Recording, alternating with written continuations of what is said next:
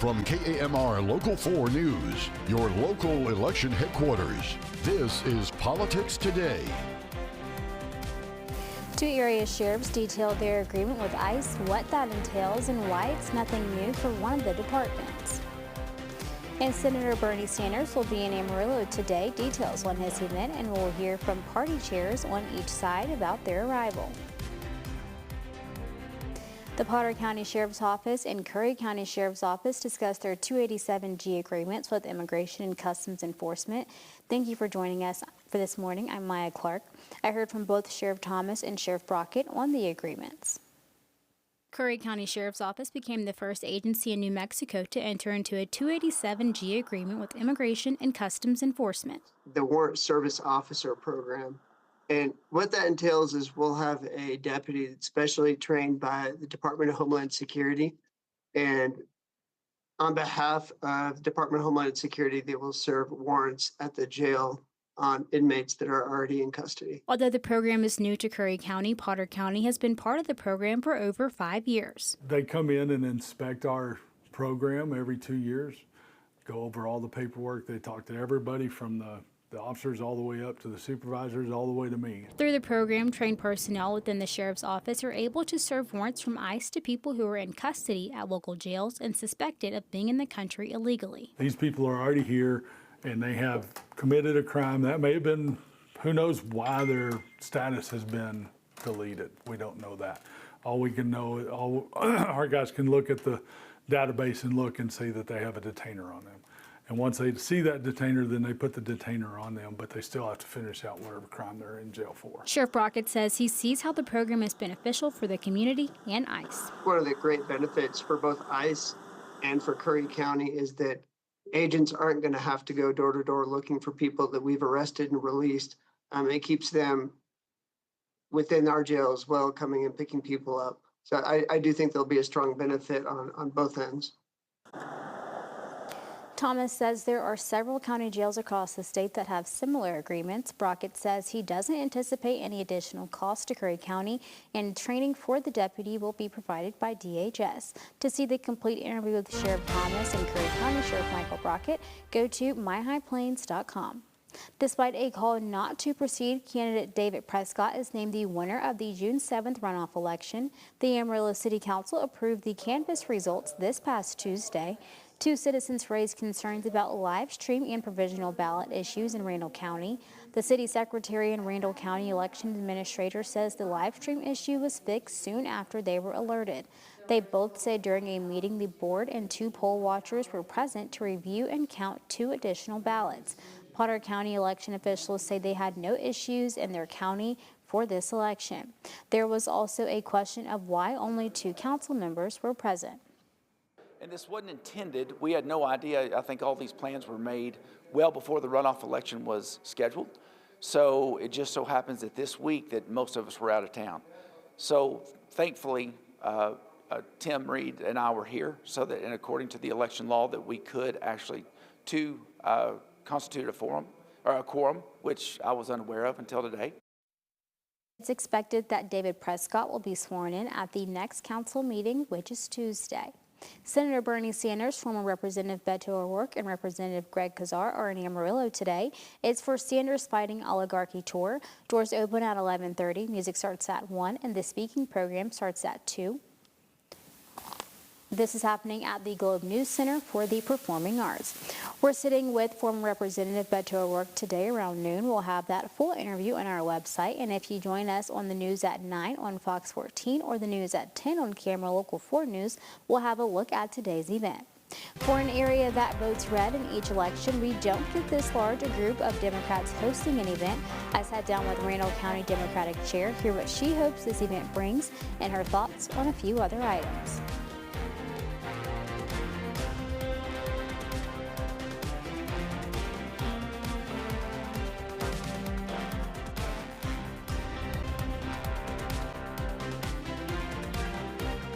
Bernie Sanders is coming to town, and so what were your initial thoughts when you found out that he was going to make a stop here in Amarillo? Well, I couldn't believe it, and I was very excited. We're very much looking forward to Sunday afternoon with Bernie. And so for you guys, there's a lot that's going on right now, locally, nationally. And so for you guys, what impact are you hoping that his visit will have on the Amarillo area? Well, I think that it's significant that we've got a national figure like Bernie to come here to Amarillo, mainly because we have not been able to get our representatives here. And I'm talking about, you know, Representative Jackson. We've asked him, we've written him postcards, we've emailed him, we've gone to his website and requested town halls with him, we've called his offices and asked for town halls in D.C. and here in Amarillo and have not gotten any response. And unfortunately, we've had the same response from Representative Fairley for District 87 and also for John Smithy, Representative Smithy for District 86. The best we can get is, well, we'll leave him the message, and which is, you know, it feels like we're not being represented here.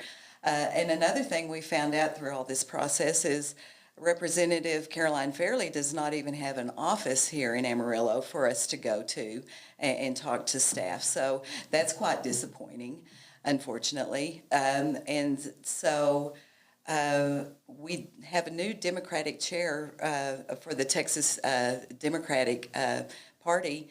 His name is Chairman Kendall Scudder, and he's recognized how Amarillo and the Texas Panhandle's been overlooked.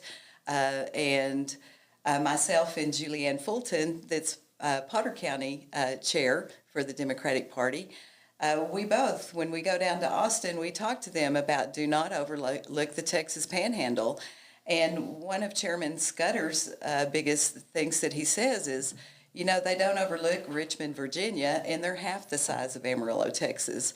So they're recognizing the need for them to be more involved here in the Democratic Party here in Amarillo and in the Texas Panhandle. So we're just glad that people aren't ignoring us anymore and that they're listening to us. And so last weekend we saw the No Kings protest and had a pretty large turnout over their own culture. And so this weekend we're going to have this coming to town. And so what's your hope as far as momentum goes in getting people actively engaged in that community? Well, you would be surprised at the people that are reaching out to us saying, I want to get involved. They're tired. They see what's happening on the state level with the school vouchers. They're not happy with that. They're not happy with the, you know, is Greg Abbott, is our governor, going to sign the THC bill? And how is that going to devastate our state as far as monies that are coming in? You know, that's a $5.5 billion revenue there, and the tax revenue itself is $260 million. So that's a huge amount of money, not to mention the farmers that have invested time and effort and equipment into raising hemp crops, and now they're being told, no, you can't do that.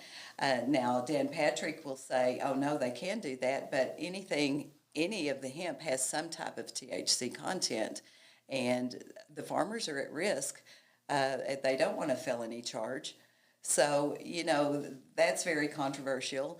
The school vouchers, you know, District 87, they did a poll up there, and 78% of the people said they did not want school vouchers. It was pretty much the same as far as District 86 is concerned, but we were not listened to by the representatives here. So that's a problem whenever you're not being represented. We're being taxed, but we're not truly being represented. And that's a big, huge concern that we have. And I believe that that is shared statewide with our chairman, with the County Chairs Association of Texas. They recognize that. And also on the federal level, that's one of the things that Bernie recognizes as well. I guess now that, you know, Amarillo is starting to get more traction from these Democratic leaders, what's the overall hope from the party that this will do long-term in the coming elections? People they feel they're busy, they're tired, they're too poor, they feel too beat down, and they feel like nobody's representing them. So we have a lot of registered voters that don't vote, and we need to show them that, yes, your vote does count. And you should use your vote always. Potter County GOP chair about this event and much more. We'll hear from him on why he's okay with the group of Democratic lawmakers coming to Amarillo.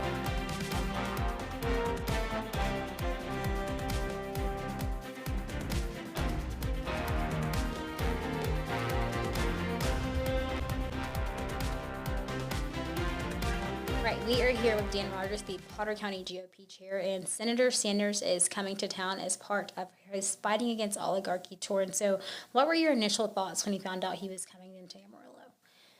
Well, I found out about it because people started calling me wanting to know why I'm letting Bernie Sanders come to Amarillo. I'm like, well, I didn't know he was coming, but thanks for letting me know. And I think that's a good thing.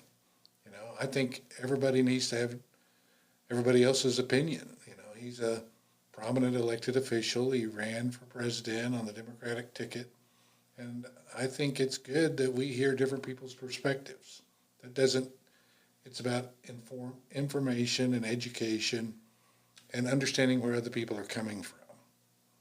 And I think a lot of people, real conservatives, probably agree with some of the things that Bernie has to say about the oligarchy. You know, it's always concerning when big business has too much influence over our government. So I don't know that I disagree with him on that. You know, I believe in a republic, not a democracy. People get that wrong. And I disagree with, you know, Bernie Sanders is an avowed socialist and believes in Marxism, which is it's almost a religion. It's very seductive, but it doesn't work.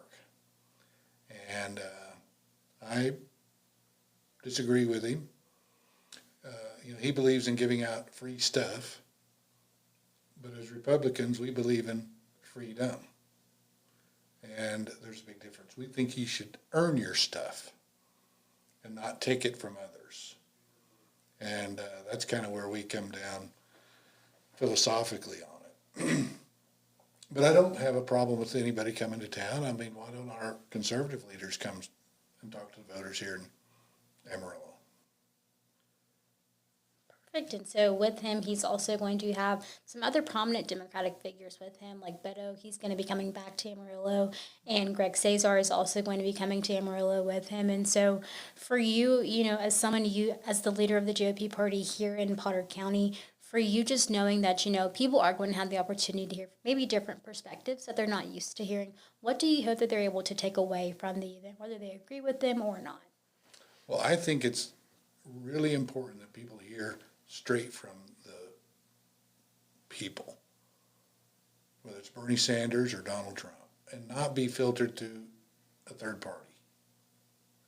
You know, we're so used to people are sitting at their screens letting the media tell them what somebody else said or meant, when they need to show up at their local school boards, their county commissioners, their city council meetings, or college board meetings, and see what's going on for themselves and be engaged.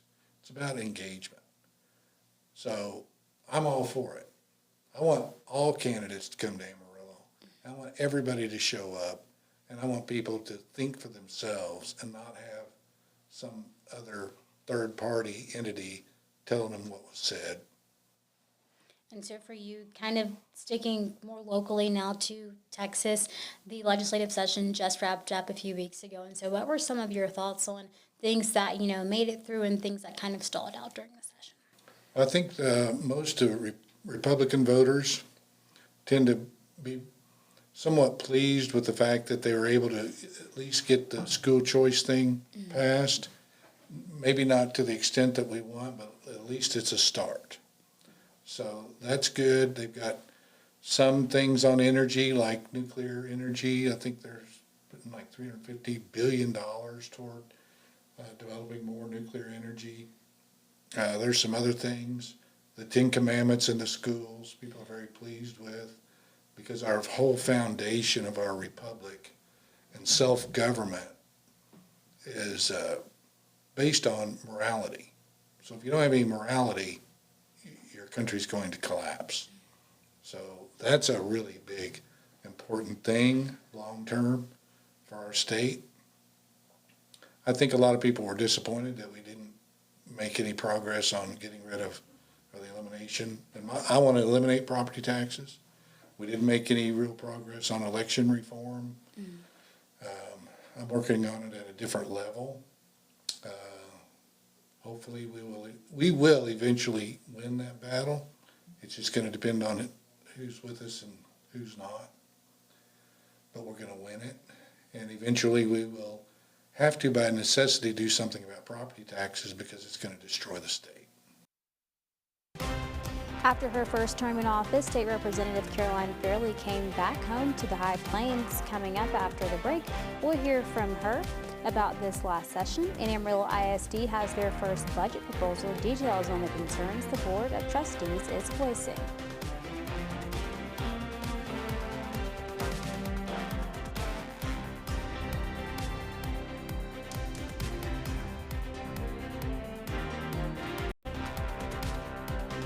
Welcome back. Representative Caroline Fairley was back in Amarillo this past week recapping the legislative session. She spoke to the Amarillo Republican Women Organization.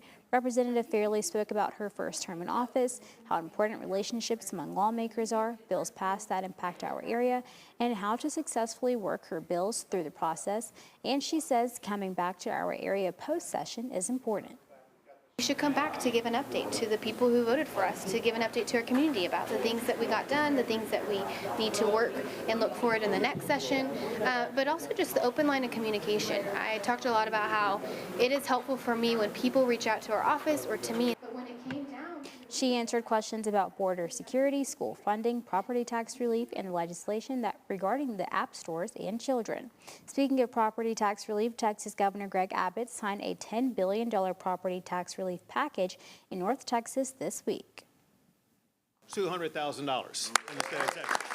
The bills raise the homestead exemption to $140,000 for property owners and $200,000 for disabled Texans and those over 65 years old. Governor Abbott said the new exemptions coupled with past tax breaks will save the average property owner $1,700 a year. The reality is that the average Texan, meaning more than half of Texas seniors, are not going to pay a school property tax at all after I sign this law.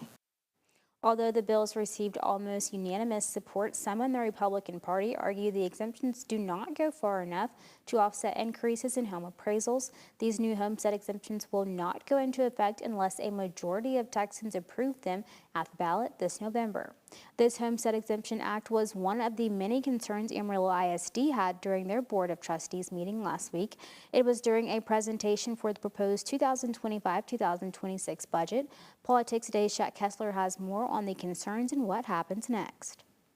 The budget that was presented on last Monday did not have House Bill 2, SB 4, SB 23 factored into it. House Bill 2 just recently was signed by the governor. That changes everything in the funding mechanism, so revenue changes, and we don't really know all the details on that yet. So it'll change as we move forward, but we're feeling good about teacher raises and just making every student successful. The district says with HB 2 signed, AISD will begin incorporating changes that need to be made to the budget through budget amendments in July. One concern that was raised was that the district enrollment has declined and they expect it to decline even more. And with less students and the chance that they're absent, that means less money for the district. It's going to be enrollment as an overall total and average daily attendance, but it's also going to be for our special populations a weighted increase on the basic allotment for harder to educate kids. Another concern is that the district is becoming more reliant on the state.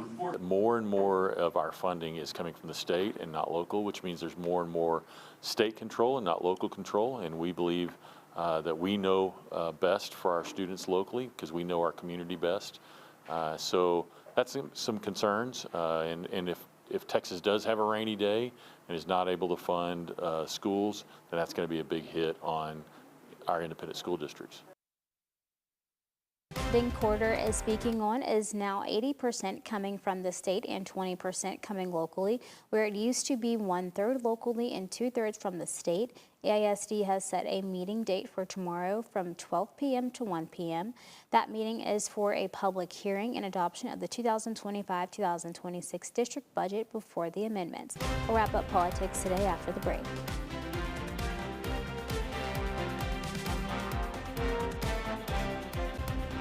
Welcome back. It's a first of its kind event in Texas, and a student from our area was able to participate. So let's talk about something that happened this week.